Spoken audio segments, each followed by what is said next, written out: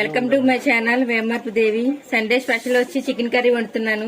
మీకు తెలిసే ఉంటది, యూట్యూబ్ లో ఫేమస్ అయిన కుమార్ ఆంటీ స్టైల్లో కర్రీ వండుదాం అనుకుంటున్నాను.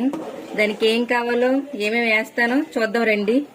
ముందుగా ఉల్లిపాయలు కోసి పెట్టుకున్నాను, అలాగే పచ్చిమిరకాయలు, అలాగే 2 టమాటాలు, గ్రేవీకి జీడిపప్పు, అలాగే ధనియాల పౌడర్, అల్లం వెల్లుల్లి పేస్టు, అలాగే జీలకర్రని మనం పొడి చేసి పక్కన పెట్టుకున్నాను. ముందుగా గ్యాస్ వెలిగించుకుందాం.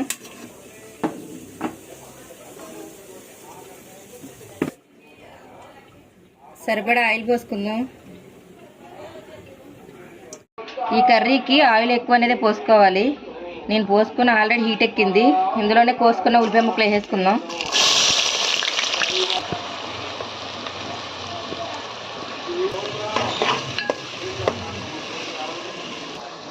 ఉల్లిపాయలు ఎగుతున్నాయి కదా, ఎగేటప్పటికి మనం చికెన్ అనేది శుభ్రంగా కడిగి తెచ్చుకుందాం. మన ఉల్లిపాయలు అయితే ఎగిపోయినాయి. ఇందులోనే కడిగి పెట్టుకుని చికెన్ వేసేసుకుందాం. నేనైతే 1 కేజీ చికెన్ తీసుకున్నాను.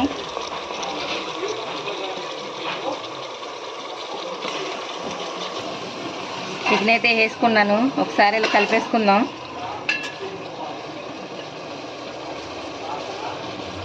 ఇందులోనే కొద్దిగా పసుపు,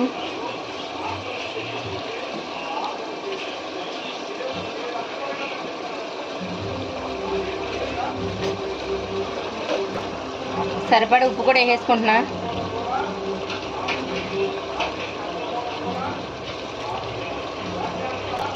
ఒకసారి కలిపేసుకొని 10 నిమిషాలు మూత పెట్టేద్దాం.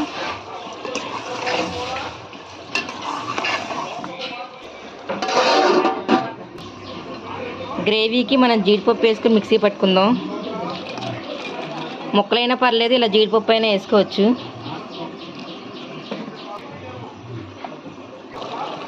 మనం మూత పెట్టి తీసాం కదా, ఇప్పుడు ఇందులోనే అల్లం వెల్లుల్లి పేస్ట్,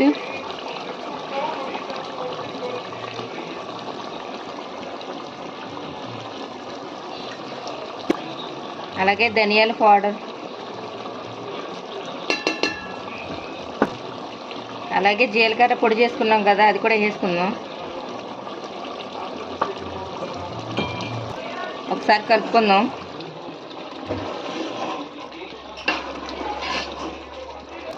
దీంట్లోనే సరిపడా కారం కూడా వేసేసుకుందాం. ఒకసారి కలుపుకుందాం. నేనైతే ఇలా కలుపుకున్నాను. ఈ మసాలాలు, ఈ అల్లం వెల్లుల్లి పేస్ట్ చికెన్కి బాగా పట్టాలి. ఇలాగే ఈ మసాలాలు బాగా పట్టాలన్నాను కదా, ఇలా 10 నిమిషాలు మూత పెట్టేద్దాం. అప్పుడు నూనె అనేది మనకు బయటకు వస్తుంది. 10 నిమిషాలు అయితే అయింది. ఒకసారి మూత తీసుకొని కలుపుకుందాం.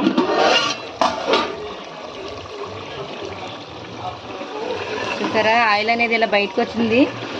ఇప్పుడు మనం పేస్ట్ చేసుకున్న జీడిపప్పు పేస్ట్ ఇందులో వేసుకుందాం.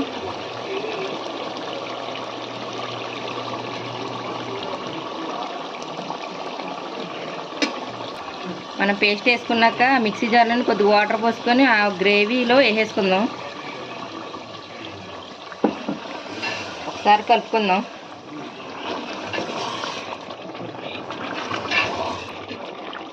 మనకి జీడిపప్పు పేస్ట్ కూడా ఈ ముక్కలకు బాగా పట్టింది. నేను చెప్పాను కదా ఈ కూరకు ఆయిల్ అనేది కావాలని. ఇదిగో చూసారా ఆయిల్ అనేది ఎలా వచ్చిందో. ఇప్పుడు ఇందులోనే కేజీకి సరిపడా 2 గ్లాసులు వాటర్ పోసుకుందాం.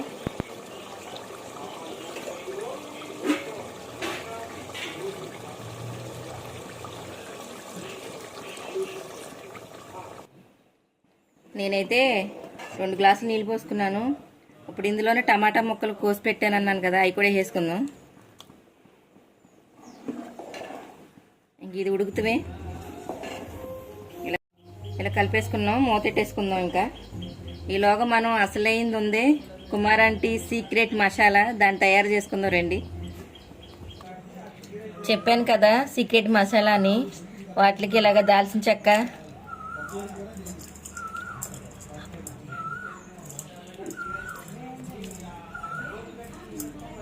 అలాగే యాలక్కాయలు, అలాగే లవంగాలు, ఇవి బాగా పొడి చేసుకుందాం. అనుకోవచ్చు మిక్సీ పట్టుకోవచ్చు కదా అని. మిక్సీ పడితే టేస్ట్ అనేది రాదండి. ఇలా పొడి చేసుకొని లాస్ట్ ఇది వేసుకుంటే కుమారంటి స్టైల్లో మనకి చికెన్ కర్రీ అనేది రెడీ అయిపోద్ది. మీరు మొత్తం 1000 అయింది, 2 లివర్లు ఎక్స్ట్రా. అసలు ఇలా చేసుకుంటేనే స్మెల్ అనేది చాలా బాగా వస్తుంది. యూట్యూబ్లో ఆవిడ ఎందుకు అంత ఫేమస్ అయింది అనుకుంటున్నాను ఈ ట్రిక్ మసాలా వేయడం వల్లే. మన సీక్రెట్ మసాలా అనేది రెడీ అయిపోయింది.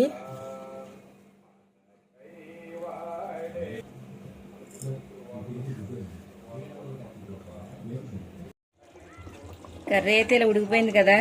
ఇప్పుడైతే మనం చేసుకున్న సీక్రెట్ మసాలా ఇందులో వేసుకుందాం.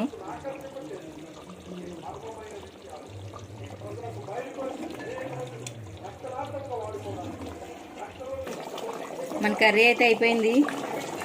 ఇందులోనే కొత్తిమీర వేసేసుకుందాం.